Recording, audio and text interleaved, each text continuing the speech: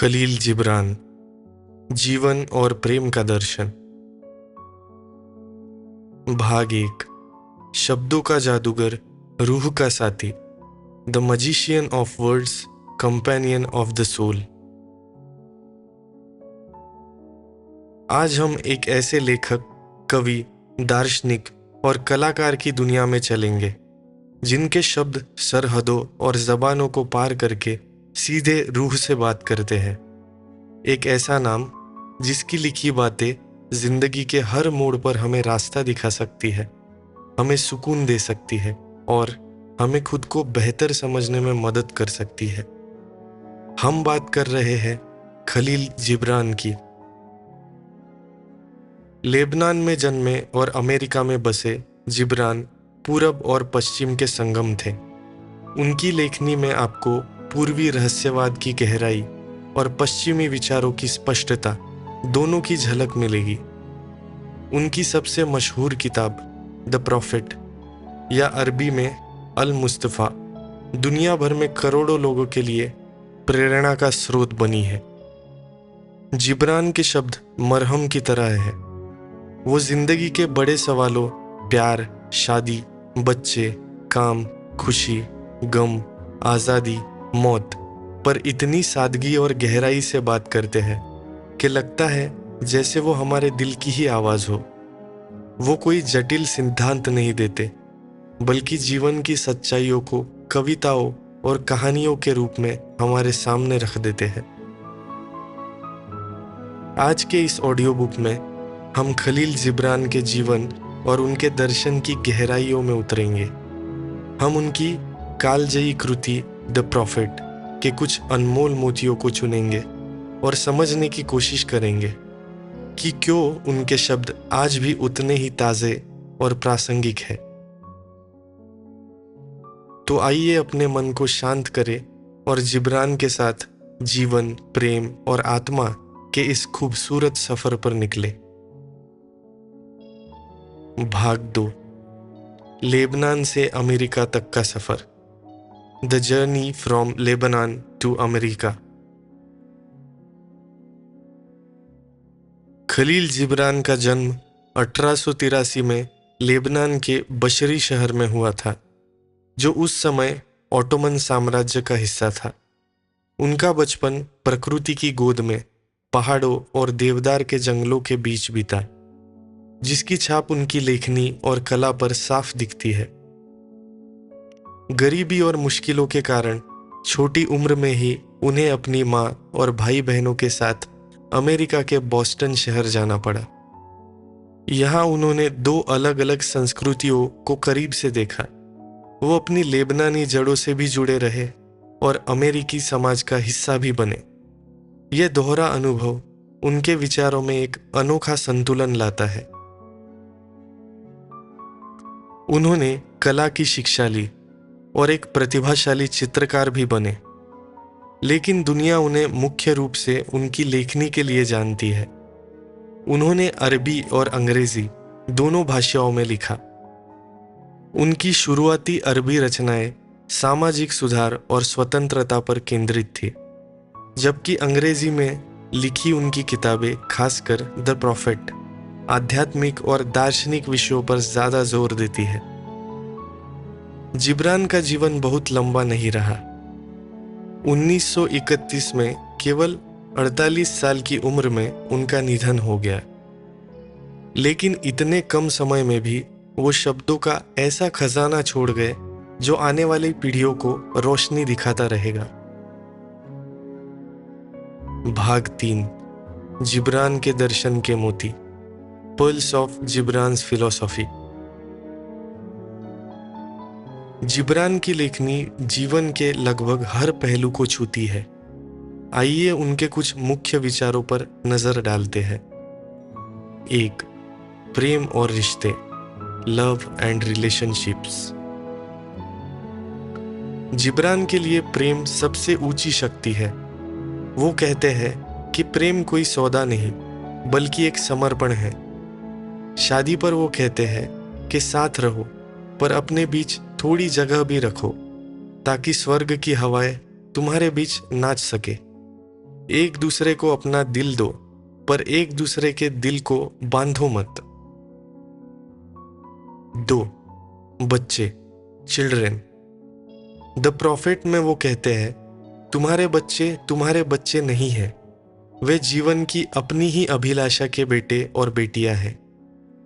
वे तुम्हारे जरिए आते हैं, पर तुमसे नहीं, और यद्यपि वे तुम्हारे साथ है, फिर भी वे तुम्हारी संपत्ति नहीं है। तुम उन्हें अपना प्यार दे सकते हो, पर अपने विचार नहीं, क्योंकि उनके अपने विचार है। ये पंक्तियां माता पिता को एक नई सोच देती है। 3. खुशी और गम, जॉय एंड सॉरो। जिब्रान कहते हैं कि खुशी और गम एक ही सिक्के के दो पहलू हैं। वो एक साथ आते हैं। जब तुम खुश हो तो अपने दिल में झांको और तुम पाओगे कि वही चीज जिसने तुम्हें गम दिया था, वही अब खुशी दे रही है। तुम्हारा गम जितना गहरा होगा, उतनी ही ज्यादा खुशी तुम अपने अंदर समा सकोगे। 4. काम, वर्क। काम सिर्फ पेट भरने का जरिया नहीं, बल्कि प्रेम को साकार रूप देना है। जब तुम प्रेम से काम करते हो, तो तुम खुद को, दूसरों को और ईश्वर को एक साथ बांधते हो। 5. आजादी, फ्रीडम। सच्ची आजादी बाहरी बंधनों से ज्यादा भीतरी बंधनों से मुक्ति है।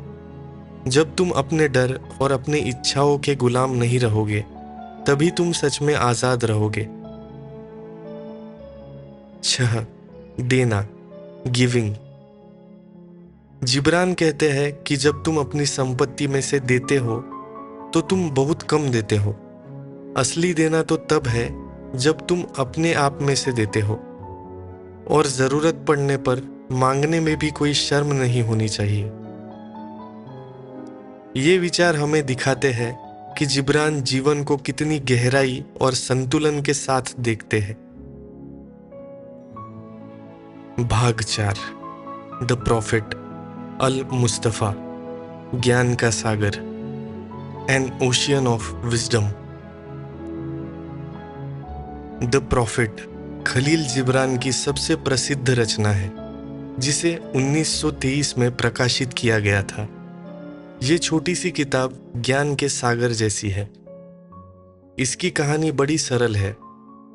एक ज्ञानी व्यक्ति, अल मुस्तफा, जिसका अर्थ है चुना हुआ, ऑरफलीस शहर में 12 साल बिताने के बाद अब अपने घर वापस जाने के लिए जहाज का इंतजार कर रहा है।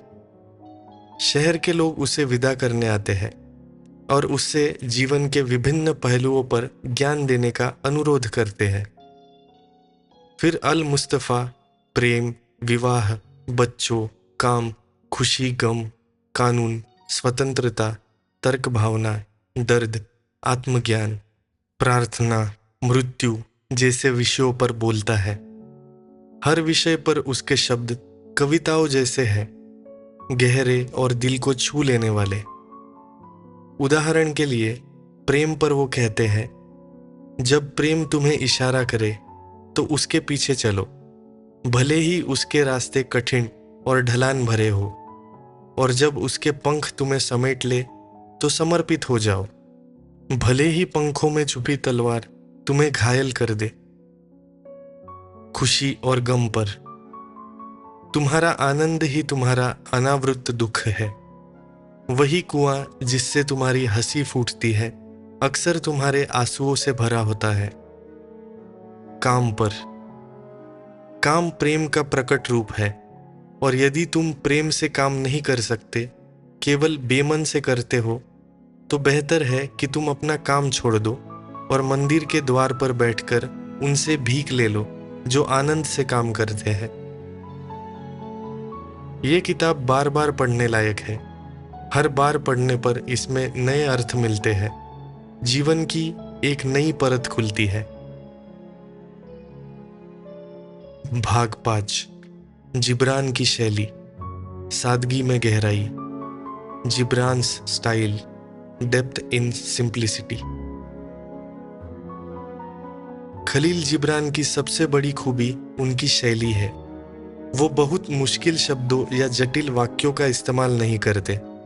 उनकी भाषा सरल, काव्यात्मक और अक्सर दृष्टांतों जैसी होती है। वो सीधे दिल से बात करते हैं। उनकी बातों में एक तरह की रूहानियत है जो किसी खास धर्म से बंधी नहीं है, बल्कि सार्वभौमिक, यूनिवर्सल है। वो इंसान की आत्मा की आवाज लगते हैं। उनकी लेखनी में आपको बाइबल की प्रतिध्वनि भी सुनाई देगी, सूफी संतों का इश्क भी महसूस होगा और प्रकृति के प्रति गहरा लगाव भी झलकेगा। उन्होंने पूरब और पश्चिम के ज्ञान को मिलाकर एक ऐसी शैली विकसित की जो सबके लिए सुलभ और आकर्षक है। वो हमें उपदेश नहीं देते, बल्कि सोचने पर मजबूर करते हैं। वो जवाब नहीं देते, बल्कि सही सवाल पूछने में मदद करते हैं। भाग 6।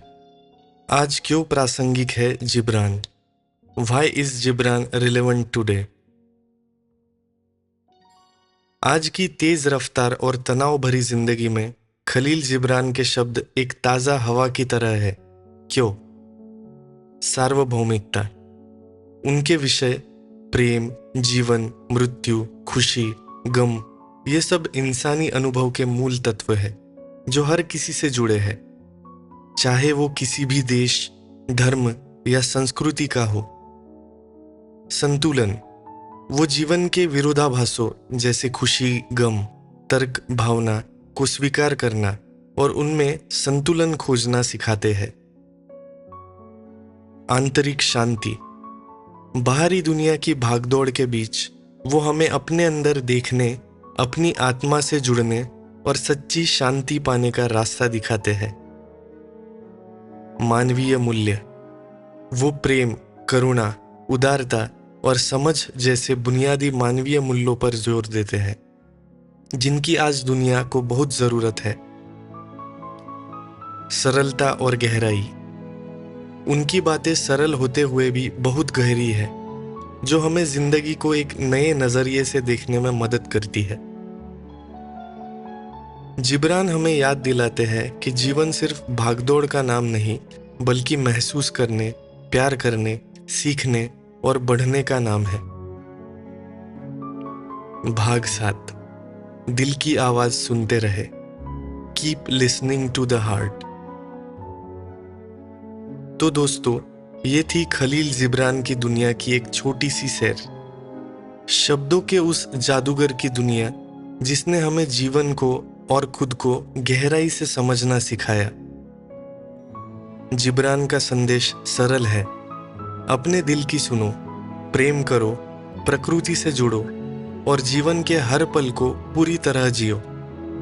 उनकी किताब द प्रॉफिट सिर्फ एक किताब नहीं, बल्कि एक दोस्त, एक मार्गदर्शक है जिसे आप जिंदगी भर अपने साथ रख सकते हैं। उम्मीद है इस बातचीत ने आपको खलील जिब्रान को और जानने के लिए प्रेरित किया होगा। उनकी रचनाओं को पढ़े, उन पर विचार करें और देखें कि वो आपके जीवन में क्या बदलाव ला सकते हैं। इस ज्ञानवर्धक सफर में मेरा साथ देने के लिए आपका बहुत बहुत शुक्रिया। अगर आपको ये ऑडियो बुक पसंद आया हो तो इसे अपने प्रियजनों के साथ जरूर शेयर करें। और मैं आपसे मिलूंगा अगले ऑडियो बुक में एक और प्रेरणादायक कहानी या विचार के साथ। तब तक अपने दिल की आवाज सुनते रहिए।